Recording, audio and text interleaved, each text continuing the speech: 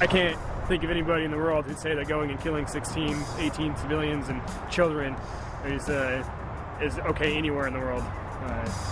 Much less when you're wearing that American flag and that U.S. Army tape. That's a U.S. soldier based at Lewis McChord in Washington State, commenting on Sunday's shooting of 16 civilians in Afghanistan. Paul Lindman, Scott Lynn with you on the Morning Update Tuesday. Good morning. Let's catch up with Colonel Stephen Ganyard. He's a retired Marine officer, now military analyst for ABC News out of Washington, D.C., to talk about what's next. And Colonel, the U.S. administration says the operation in Afghanistan will not change, but for the troops on the ground there right now, things have to change, don't they? It will have to change in some sense. They'll have to be more careful. They'll have to be on guard. We saw calls by the Taliban yesterday threatening to behead U.S. soldiers over this shooting.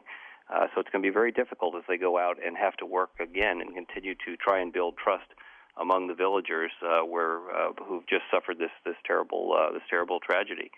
On the other hand, you also have the U.S. administration this morning. There are reports coming out of Washington this morning that the Obama administration is discussing whether to reduce American forces in Afghanistan by another 20,000 troops by 2013. So already we're seeing the effect of this incident on not only Afghan but international and domestic opinion as well. My understanding of the Special Forces unit this sergeant came from was that it was basically the future of our operation, supposed to be befriending the community while training local security personnel. Isn't this the worst possible outcome for a unit with those kind of goals? It absolutely is. This is a unit whose sole job is to go out and build trust and build confidence and build the capability and the capacity of the Afghan people to take on their own security responsibilities so that the United States can leave. When something like this happens, obviously all semblance of trust is broken with those villagers, and they're back to square one. Not only within this village, but obviously within southern Afghanistan. And depending on how the Taliban play this and what sort of propaganda coup they get out of this will depend on what sort of fallout there is throughout the country.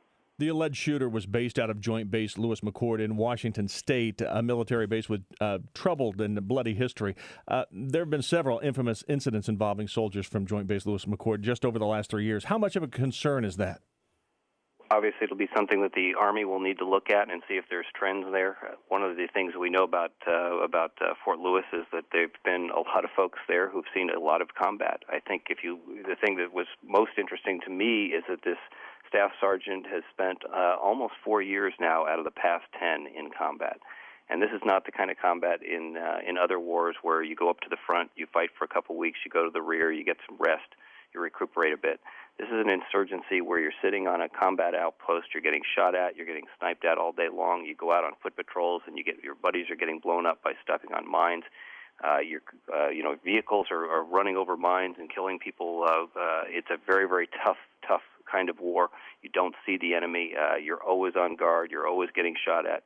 So to think about that, here's a gent with 4 years of that sort of combat under his belt. It's really unprecedented in the history of the United States, and it's not going to be shocking to anybody, I think, if it turns out that some of what caused him to snap was based on the stress of so much sustained combat. So it raises the question, I'm sure you've been asked, Colonel, over the past 24 hours, are we asking too much of our military personnel? Are we pushing them too far? It's hard to say, but you would certainly think about that going forward.